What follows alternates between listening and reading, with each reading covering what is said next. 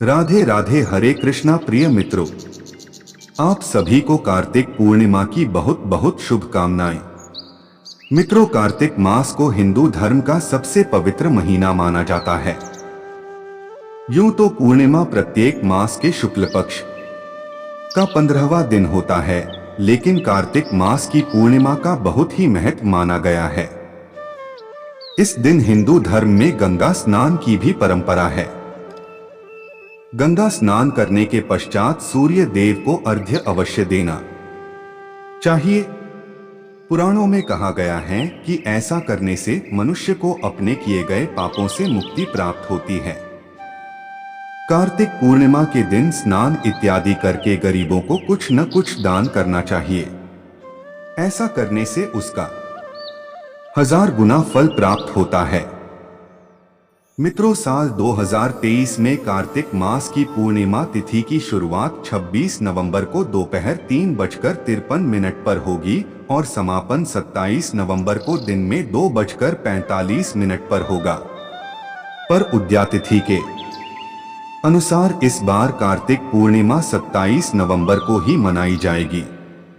मित्रों, अगर आप भी कार्तिक पूर्णिमा का पूरा फल पाना चाहते हैं तो कथा को प्रसन्न चित्त होकर सुने और पूरा सुने। तो चलिए मित्रों, श्री हरि विष्णु और माता लक्ष्मी के चरणों का स्मरण करते हुए सुनते हैं कार्तिक पूर्णिमा की बहुत ही पावन कथा।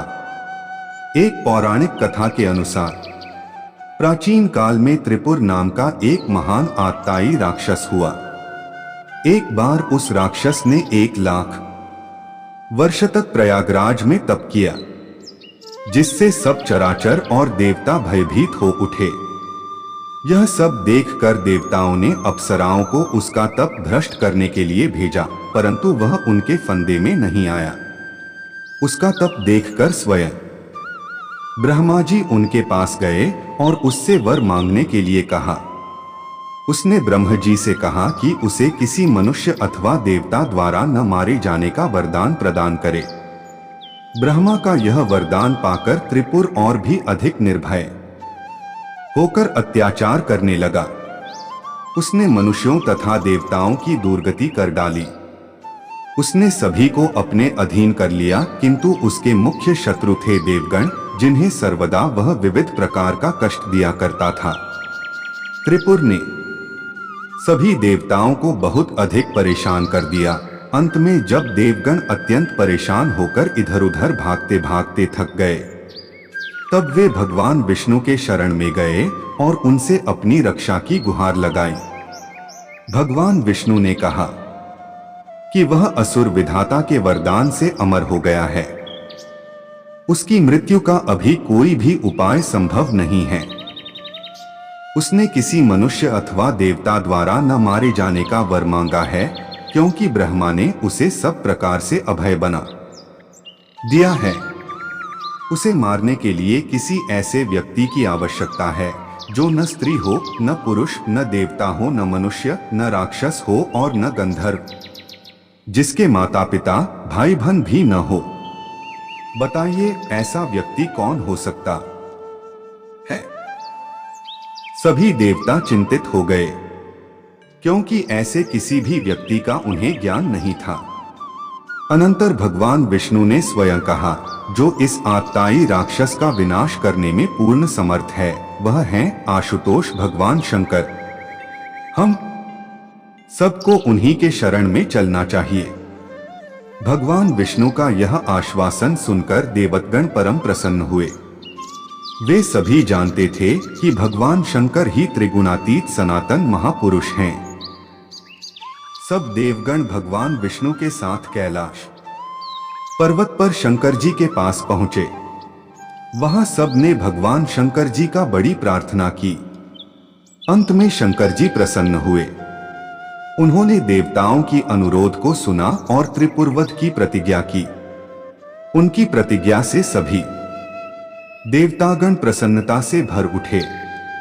अंततः शंकर जी से त्रिपुर का भीषण युद्ध आरंभ हो गया और 3 दिनों की प्रलयकारी लड़ाई में त्रिपुर मारा गया। उसके मारे जाने पर त्रैलोक्य सुखी हुआ और सर्वत्र दीपक जलाकर प्रसन्नता मनाई गई। जिस पुण्यतिथि को त्रिपुर मारा गया था वह यही कार्तिक की पूर्णिमा थी। तभी से इस दिन लोग स्नानदान के साथ महोत्सव मनाते आ रहे हैं। ये थी कार्तिक पूर्णिमा की पहली कथा। तो बोलिए मित्रों, जय शिव शंभू, जय भोलेनाथ। अब चलिए सुनते हैं दूसरी कथा।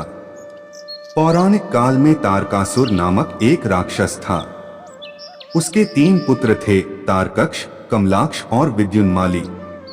तारकासुर बहुत ही बलवान था।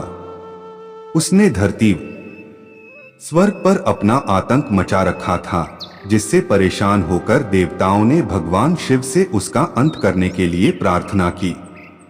उनकी प्रार्थना सुनकर भगवान शिव ने तारकासुर का वध किया।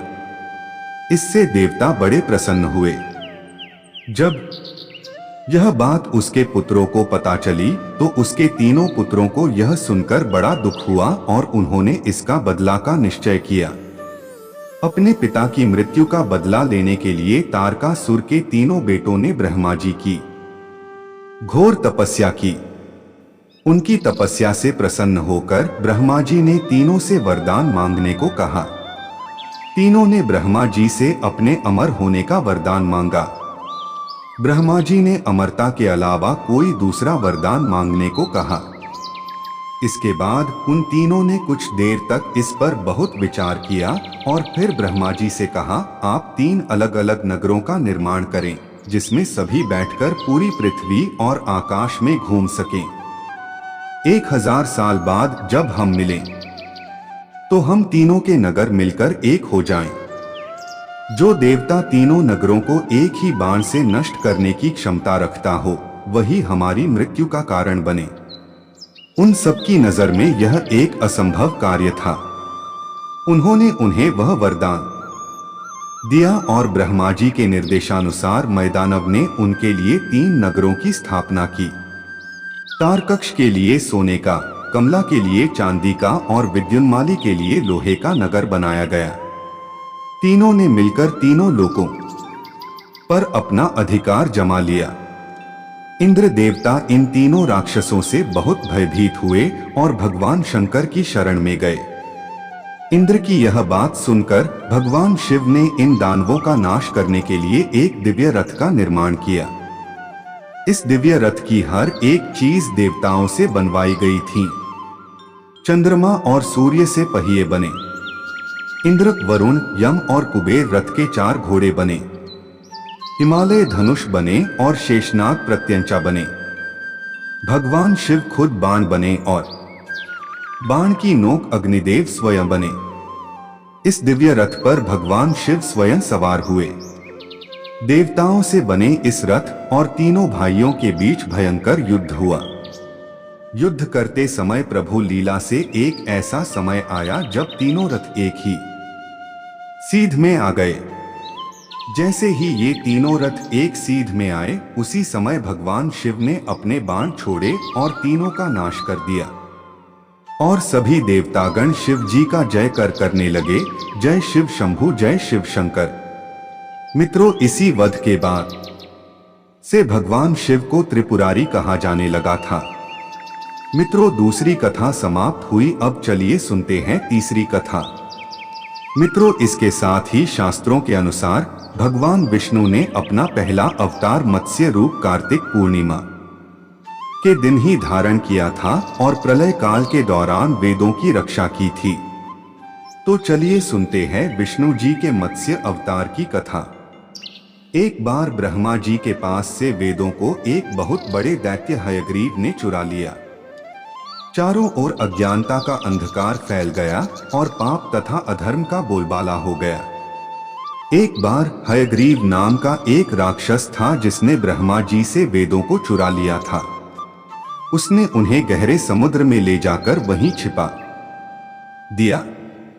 भगवान विष्णु, जिन्होंने इस घटना को ब्रह्मांड के संतुलन के लिए एक खतरे के रूप में देखा, तब विष्णु जी ने एक विशाल मछली का रूप लेकर समुद्र से वेदों को निकालने का फैसला किया। भगवान विष्णु ने अपने सिर पर एक सींग धारण की हुई एक विशाल मछली का रूप धारण किया, जिसे मत्स्य के नाम से जाना जाता है। मछली के इसी रूप को मत्स्य अवतार कहा गया। भगवान विष्णु तैरकर समुद्र के तल में गए और राक्षस हयग्रीव को डूब वेदों के साथ छिपा हुआ पाया। राक्षस ने भगवान विष्णु पर हमला करने की कोशिश की, लेकिन मछली के रूप में नारायण उस राक्षस लिए बहुत शक्तिशाली थे। भगवान विष्णु ने हयग्रीव को पराजित किया और उससे वेदों को पुनः प्राप्त किया। भगवान ने धर्म की रक्षा के लिए मत्स्य रूप धारण करके उस दैत्य का वध किया और वेदों की रक्षा की। हालांकि भगवान विष्णु का प्रयोजन अभी पूरा नहीं हुआ था, क्योंकि जल्द ही एक बड़े पैमाने पर बाढ़ से पूरी धरती नष्ट होने वाली थी और भगवान विष्णु जानते थे कि बाढ़ के बाद एक नई दुनिया बनाने के लिए वेदों में निहित ज्ञान आवश्यक था। इसलिए भगवान विष्णु ने उस समय के राजा मनु से एक नाव बनाने और सभी जीवित प्राणियों और वेदों को सुरक्षित करने के लिए कहा। एक बार राजा मनु स्नान करने के लिए एक नदी में गए थे। वहां पर उन्होंने एक छोटी सी मछली देखी जो कि बोल पा रही थी।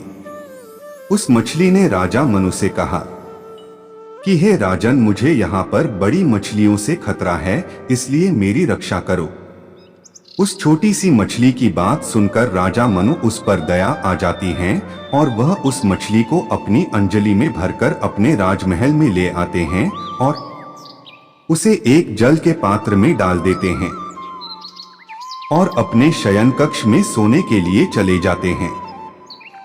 अगले दिन राजा मनु देखते हैं कि वह मछली आकार में बड़ी हो गई है और उस जल पात्र में बड़ी मुश्किल से हिल पा रही है। तो राजा मनु पहरेदार से कहकर उस मछली को एक विशाल जल पात्र में छोड़ देते हैं। लेकिन अगले दिन फिर वह मछली उस जल पात्र से भी बड़ी हो जाती है। राजा मनु को आश्चर्य होता है और वह उस मछली को एक बड़े जलाशय में छोड़ देते हैं, लेकिन राजा मनु देखते हैं कि वह मछली उस जलाशय से भी विशाल हो गई है। यह देखकर राजा मनु निश्चय करते हैं कि वह उस मछली को समुद्र में छोड़ देंगे। जब राजा मनु उस विशालकाय मछली को समुद्र में छोड़ देते हैं, तब वह मछली अपना आकार कई गुना और बढ़ा लेती है। उस मछली के इतने विशालकाय आकार को देखकर राजा मनु समझ जाते हैं कि यह निश्चित ही कोई देवता या भगवान का कोई अंश है।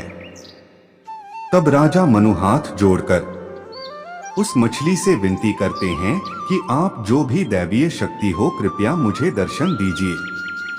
राजा मनु की उदारता देखकर भगवान विष्णु उन पर प्रसन्न होते हैं और उसे अपने एक दिव्य रूप के दर्शन देते हैं, जिसमें उनका कमर से नीचे का भाग एक मछली के रूप में था तथा ऊपर का भाग स्वयं भगवान नारायण का रूप था।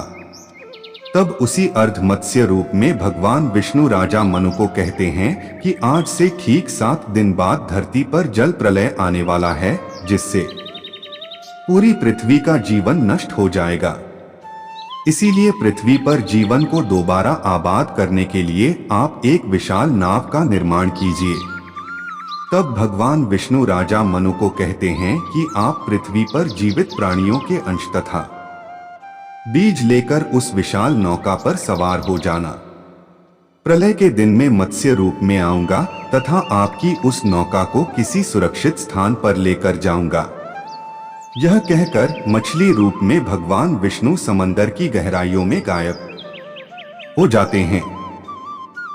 राजा मनु भगवान विष्णु के बातों को मानकर एक विशाल नौका का निर्माण करते हैं तथा भगवान विष्णु के कहे अनुसार ठीक 7वें दिन पृथ्वी पर भयंकर बाढ़ आ जाती है, जिसमें सारी भूमि जलमग्न हो जाती है। लेकिन राजा मनु अपने परिवार तथा सभी जीवित प्राणियों के बीज तथा अंश लेकर सप्त ऋषियों के साथ उस नौका पर सवार हो जाते हैं। पृथ्वी पर चारों ओर जल ही जल दिखाई दे रहा था। तभी वहां पर जल में तैरते हुए एक विशालकाय मछली आती है, जिसके माथे पर एक सींग होता है। राजा मनु समझ जाते हैं कि वह भगवान विष्णु ही है। तब राजा मनु एक विशाल रस्सी से नौका को उस मछली के सींग पर बांध देते हैं। तब भगवान विष्णु राजा मनु के नौका को खींचकर पृथ्वी के सबसे ऊंचे स्थान पर लेकर चले जाते हैं, जब तक प्रलय शांत नहीं हुआ। अंत में जब बाढ़ शांत हुई तो भगवान विष्णु ने मनु को अपना वास्तविक रूप का दर्शन दिया और उन्हें आशीर्वाद दिया। इस प्रकार राजा मनु के द्वारा पृथ्वी पर फिर से जीवन आबाद होता है। भगवान विष्णु का मत्स्य अवतार हिंदू पौराणिक कथाओं में महत्वपूर्ण है, क्योंकि ऐसा माना जाता है कि उन्होंने वेदों और सभी जीवित प्राणियों को जल प्रलय से बचाया था। मत्स्य अवतार की कहानी को ज्ञान के संरक्षण और संकट के समय ईश्वर के मार्गदर्शन का पालन करने के महत्व के रूपक के रूप में भी देखा जाता है। तीसरी कथा समाप्त हुई। अब चलिए सुनते हैं चौथी कथा। मित्रों, द्वापर युग में एक समय की बात है कि माता यशोदा जी ने कृष्ण से कहा, हे कृष्ण, तुम सारे संसार के उत्पन्न करता और पोषण करता हो, तो आज कोई ऐसा व्रत मुझसे कहो जिसके करने से मृत्युलोक में स्त्रियों को विधवा होने का भय न रहे तथा यह व्रत सभी मनुष्यों की मनोकामना पूर्ण करने वाला हो। श्री कृष्ण कहने लगे, हे माता, तुमने अति सुंदर प्रश्न किया है। मैं तुमसे ऐसे ही व्रत को सविस्तार पूर्वक कहता हूं। माता, ये विशेष फलदायी व्रत है, पूर्णिमा का व्रत। इस व्रत को करने से मनुष्य की सभी इच्छाएं पूरी होती है और सौभाग्य की प्राप्ति होती है। पर इसके लिए स्त्रियों को द्वात्रिंशत अर्थात 32 पूर्णिमाओं का व्रत करना चाहिए। इस व्रत को करने से स्त्रियों को सौभाग्य संपत्ति मिलती है। यह व्रत अचल सौभाग्य को देने वाला और भगवान शंकर के प्रति मनुष्य मात्र की भक्ति को बढ़ाने वाला है। यशोदा जी कहने लगी हैं, कृष्ण, सर्वप्रथम इस व्रत को मृत्युलोक में किसने किया था? इसके विषय विस्तार पूर्वक मुझसे कहो। श्री कृष्ण जी कहने लगे कि इस भूमंडल पर एक अत्यंत प्रसिद्ध राजा चंद्रहास जी थे। उनकी अनेक प्रकार के रत्नों से परिपूर्ण कातिका नाम की एक नगरी थी। वहां धनेश्वर नाम का एक ब्राह्मण रहा करता था। इस ब्राह्मण पत्नी अति सुशील रूपवती थी। दोनों ही उस नगरी में बड़े प्रेम के साथ रहा करते थे। घर में धन धान्य आदि की कोई कमी नहीं थी, पर उन दोनों को उनको एक बड़ा दुख था। उन दोनों के कोई संतान नहीं थी, जिस वजह से वह बहुत दुखी रहते थे। एक दिन एक बड़ा तपस्वी योगी उस नगरी में आया। उसे उस ब्राह्मण की निसंतानता का पता चला। वह योगी बाकी सभी घरों से भिक्षा मांगकर भोजन किया करता था, लेकिन उस ब्राह्मण के घर से भिक्षा नहीं मांगा करता था। एक दिन योगी गंगा किनारे भिक्षा मांगकर प्रेम पूर्वक खा रहा था कि धनेश्वर ने योगी को यह सब करते देख लिया। सब कार्य किसी प्रकार से देख लिया। अपनी भिक्षा अनादर से दुखी होकर धनेश्वर योगी से बोले, हे मुनि, और आप बाकी सभी घरों से भिक्षा लेते हैं, परंतु मेरे घर की भिक्षा कभी भी नहीं लेते। इसका कारण क्या है? योगी कहने लगा कि मेरा धर्म हमें इस बात की आज्ञा नहीं देता है, क्योंकि अभी आप गृहस्थ जीवन में एक सुख से वंचित हैं। आपके घर में कोई संतान नहीं है। आपके घर संतान होने पर मैं आपके घर से भी भिक्षा स्वीकार कर लूंगा। उन्होंने कहा कि जिसे संतान नहीं है उसके घर से भिक्षा लेने से मेरे कुल और वंश में भी पतित हो जाने का भय है। धनेश्वर यह सब बात सुनकर बहुत दुखी हुआ और हाथ जोड़कर योगी के पैरों पर गिर पड़ा तथा दुखी मन से कहने लगा कि आप मुझे संतान प्राप्ति के उपाय बताएं। आप सर्वज्ञ हैं, मुझ पर भी अवश्य ही यह कृपा कीजिए। धन की मेरे घर में कोई कमी नहीं है, लेकिन मैं संतान न होने के कारण अत्यंत दुखी हूँ। आप मेरे इस दुख का हरण कीजिए। यह सुनकर योगी कहने लगे, तुम चंडी की आराधना करो। घर पहुंचकर उन्होंने यह सारी बात अपनी पत्नी को बताई और खुद वन में चला गया। वन में पहुंचकर उसने चंडी की आराधना की और उपवास किया। चंडी ने 16 दिन उसको सपने में दर्शन दिए और कहा कि हे धनेश्वर, जा तेरे पुत्र होगा, लेकिन उसकी आयु सिर्फ 16 वर्ष होगी और 16 वर्ष की आयु के बाद ही उसकी मृत्यु हो जाएगी। लेकिन अगर तुम दोनों स्त्री और पुरुष 32 पूर्णिमाओं को व्रत करोगे तो यह दीर्घायु हो जाएगा। जितनी तुम्हारा सामर्थ हो उतने आटे के दिए जलाकर शिवजी का पूजन करना, लेकिन पूर्णमासी 32 ही होनी चाहिए। सुबह होते ही तुम्हें इस स्थान के पास एक आम का पेड़ दिखाई देगा।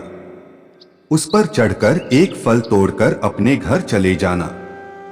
अपनी स्त्री को इस बारे में बताना। सुबह स्नान होने के बाद वह स्वच्छ होकर शंकर जी का ध्यान करके उस फल को खा ले। तब शंकर भगवान की कृपा से उसको गर्भ धारण हो जाएगा। जब ब्राह्मण सुबह उठा तो उसे उस स्थान पर आम का पेड़ दिखाई दिया और वह उससे फल तोड़ने के चढ़ा, लेकिन वह पेड़ पर चढ़ नहीं पा रहा था। यह देखकर उसे बड़ी चिंता हुई। उसने भगवान गणेश की उपासना की और कहा, हे दयानिधे, अपने भक्तों के विघ्नों का नाश करके उनके मंगल कार्य को करने वाले, दुष्ट का नाश करने वाले, रिद्धि सिद्धि देने वाले, आप मुझे इतना बल दें कि मैं अपनी मनोकामना पूरी कर सकूं।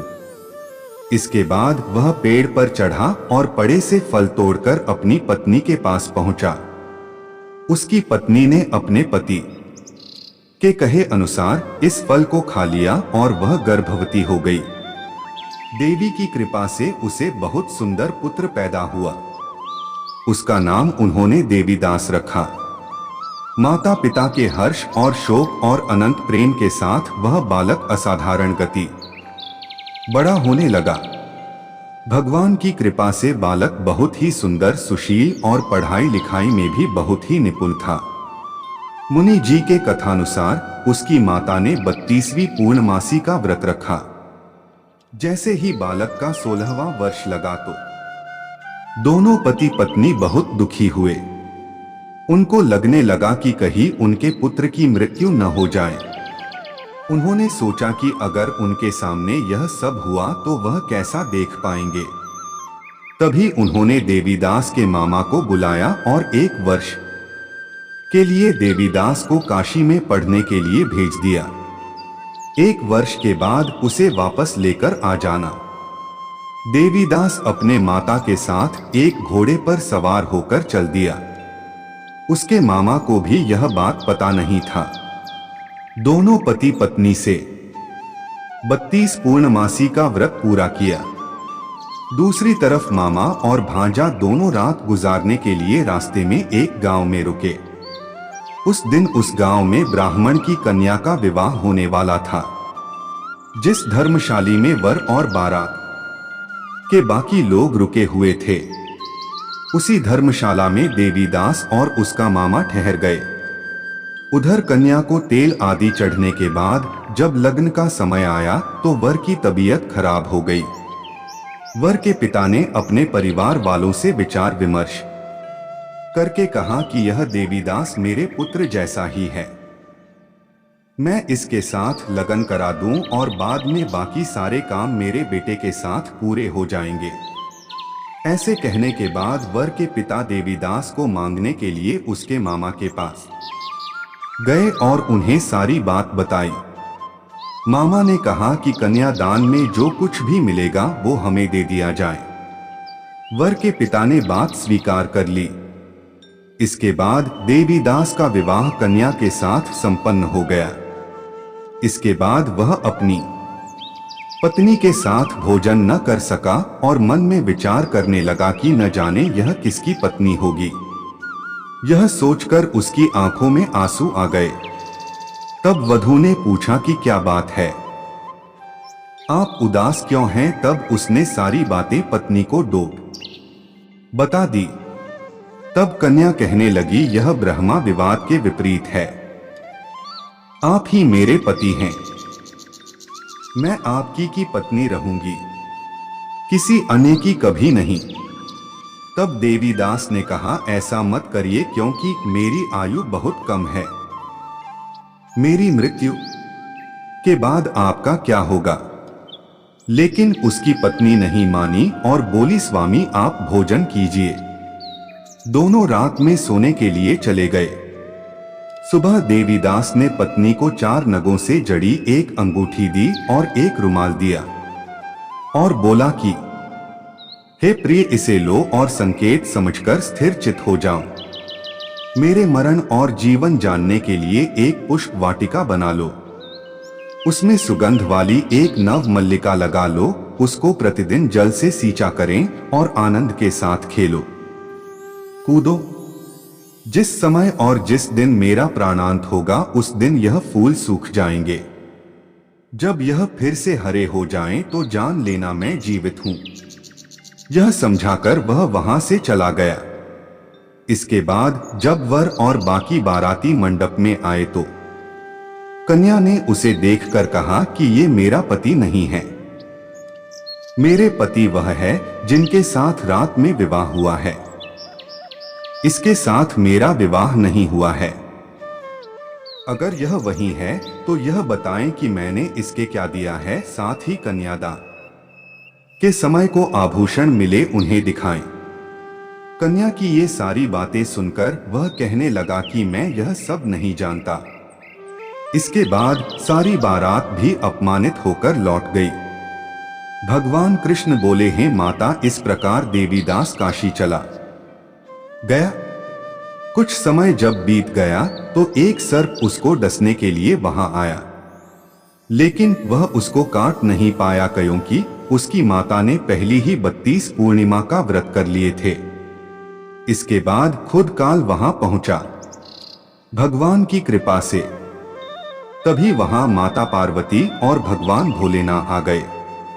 देवीदास को मूर्छित दशा में देखकर माता पार्वती ने भगवान शिव से प्रार्थना की कि महाराज, इस बालक की माता ने पहले ही 32 पूर्णिमा के व्रत कर लिए हैं, आप इसको प्राण दे।